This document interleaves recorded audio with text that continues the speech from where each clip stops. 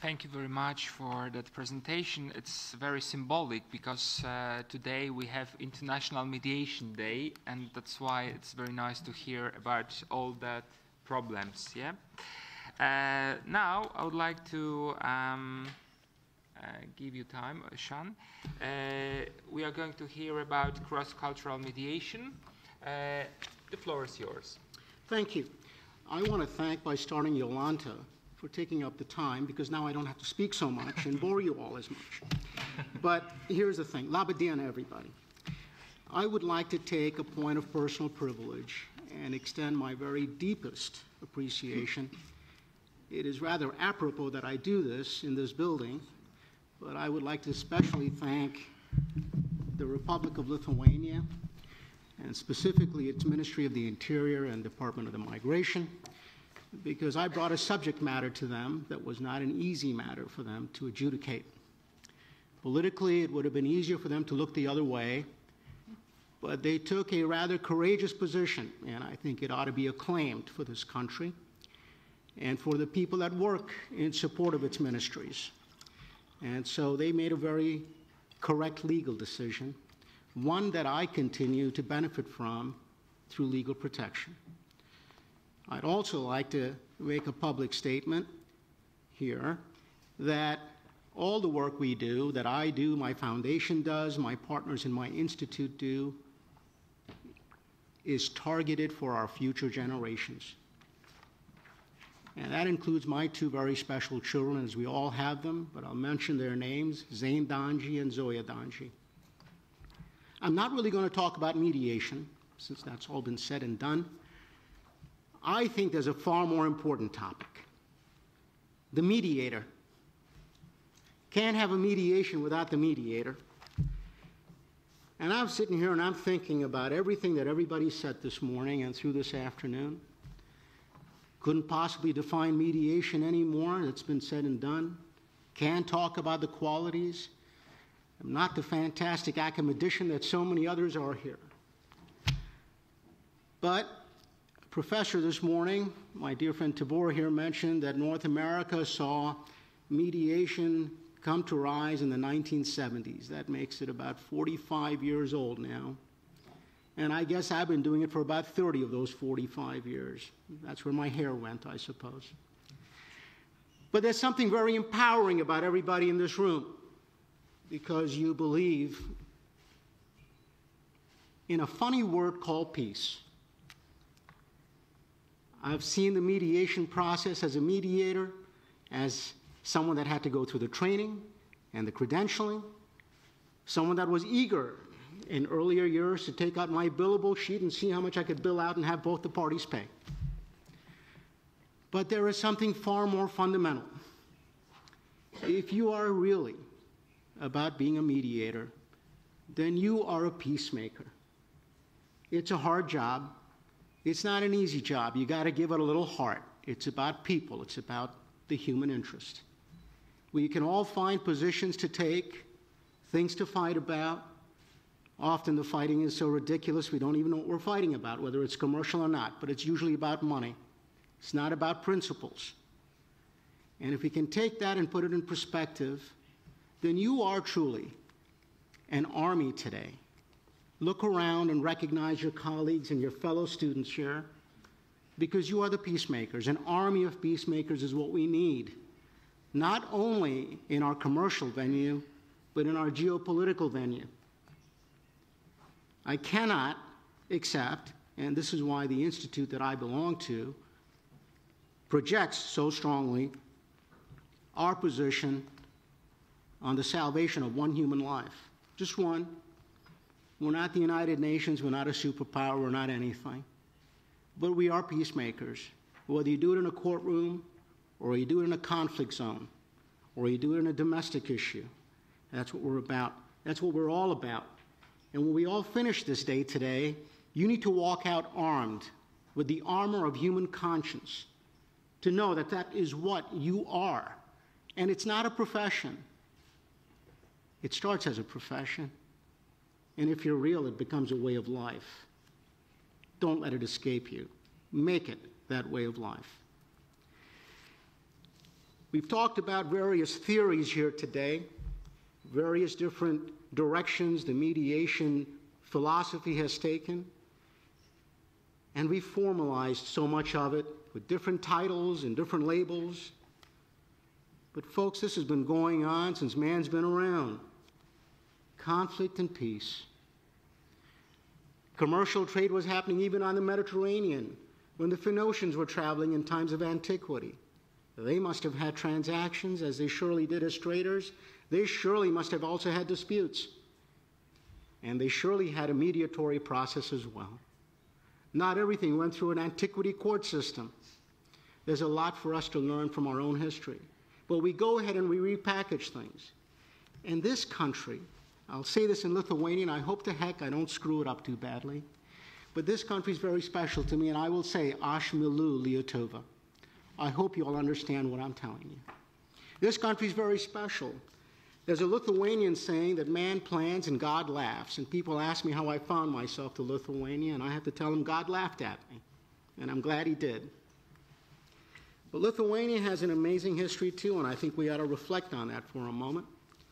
You've had about 100 years, or pretty close to 100 years, of living under the shroud of other powers. You've had the Russians, you've had the Soviets, you've had the Germans, you've had a little bit of independence in between. But somebody that's about at 80 to 90 years old has probably been through about 5 different kinds of government structures in one lifetime. And you're still here, you're resilient. You've found your independence about 20 years ago, finally, when the Iron Curtain came down. And Lithuanians went abroad for economic reasons. Make no mistake, they brought value to where they went by culture, by art, by hard work, by education. And they also caused a little trouble here and there, too, I'm sure. Because when you go to a different society, and here's where the multiculturalism comes into effect, you bring your own mentality. You bring your own attitude. And when you do that, commercial transactions and business opportunities and visiting different businesses have an effect. But also recognize that human movement has been happening since time began. And it will continue. People have moved for economy, they've moved for war, and they're likely to move for climate before we all pass on to the next life. It's going to happen.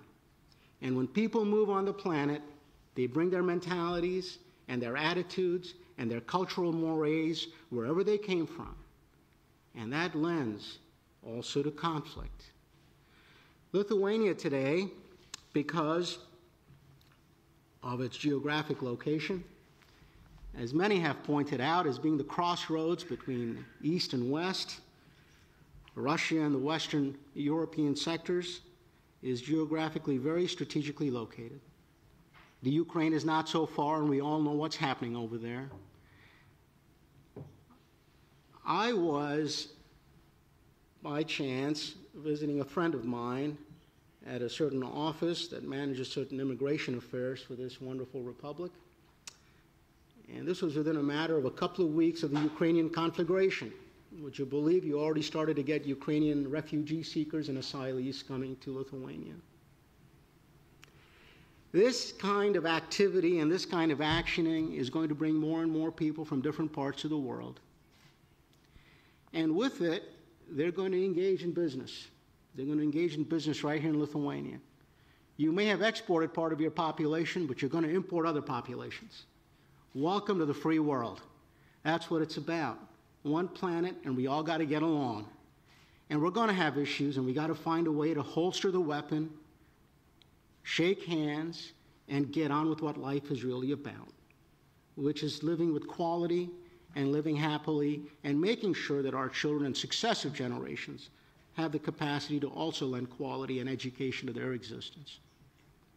There are a couple of points I'd like to make, and then I'm going to cut it off because I don't know if I'm making any sense here today, really. But the speech went out the window when I started. You're going to face certain things. We're going to be having to learn about different cultures.